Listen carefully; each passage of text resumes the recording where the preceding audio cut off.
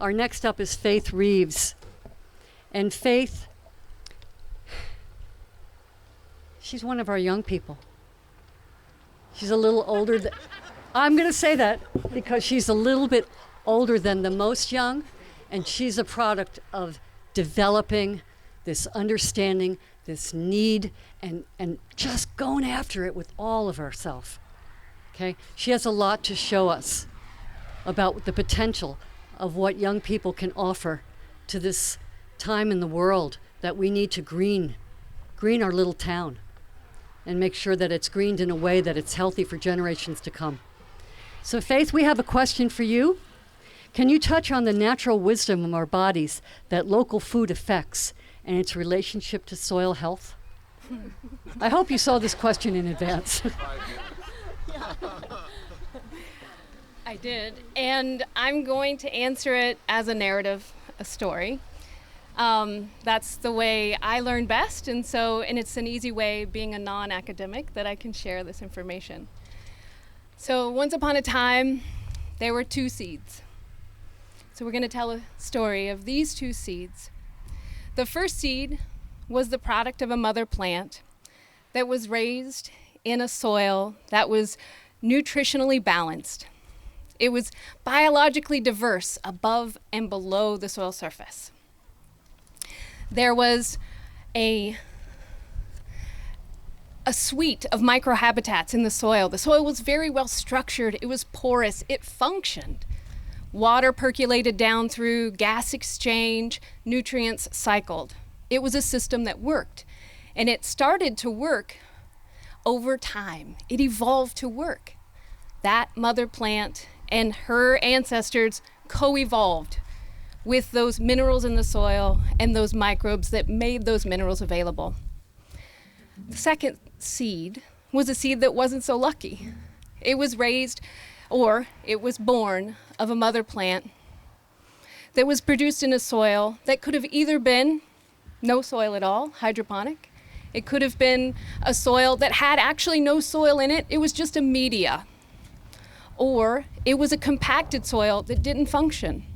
No gas exchange, no water infiltration, no microhabitats to support a diversity of life. It was a very simplified system. Because it was such a simplified system, there weren't so many microbes there to support that mother plant to take up the nutrients that she needed. She relied on her grower, her partner human, to feed her soluble nutrients. She learned that soluble nutrients are readily available. They come pretty easily. And when microbes come along, I don't necessarily need to build relationships with them because my food comes pretty easy. That first seed, because it was born of a mother plant that was well informed in her environment, her bioregion was a part of her.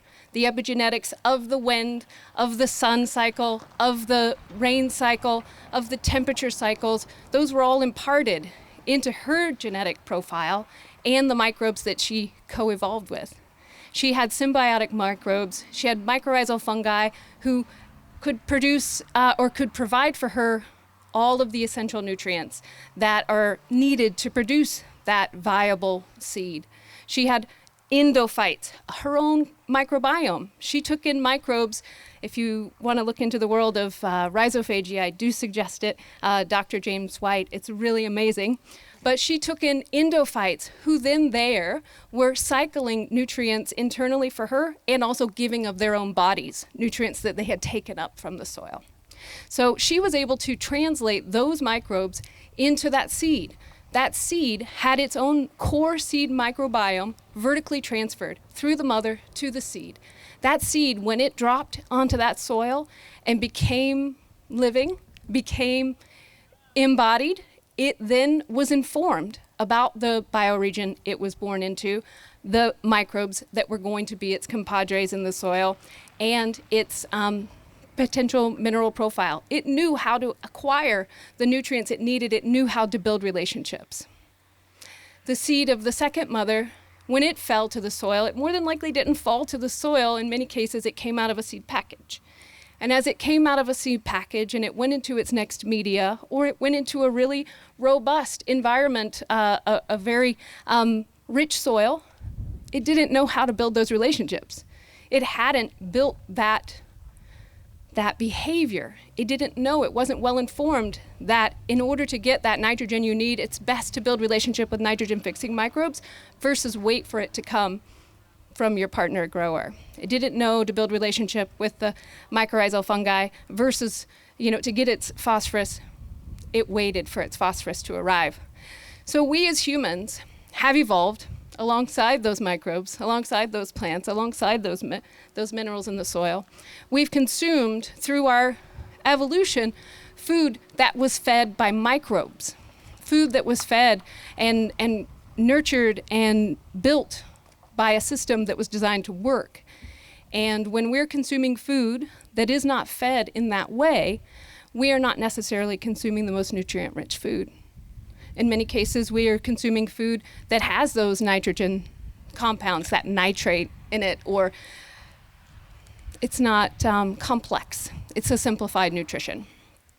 So when we think about how our local farmers are caring for their soil and producing the food that we get to consume, one, we get the benefit of their care, what they give to their plants and their soil, because that comes back to us in the nutrient richness of the food that they provide for us.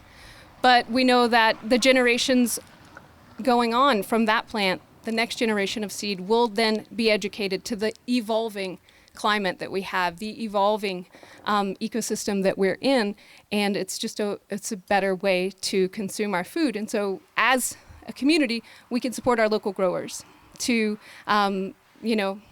grow the most nutrient-rich food that they possibly can, and we can try to buy as much as we can locally, supporting them and supporting nutrient-rich food.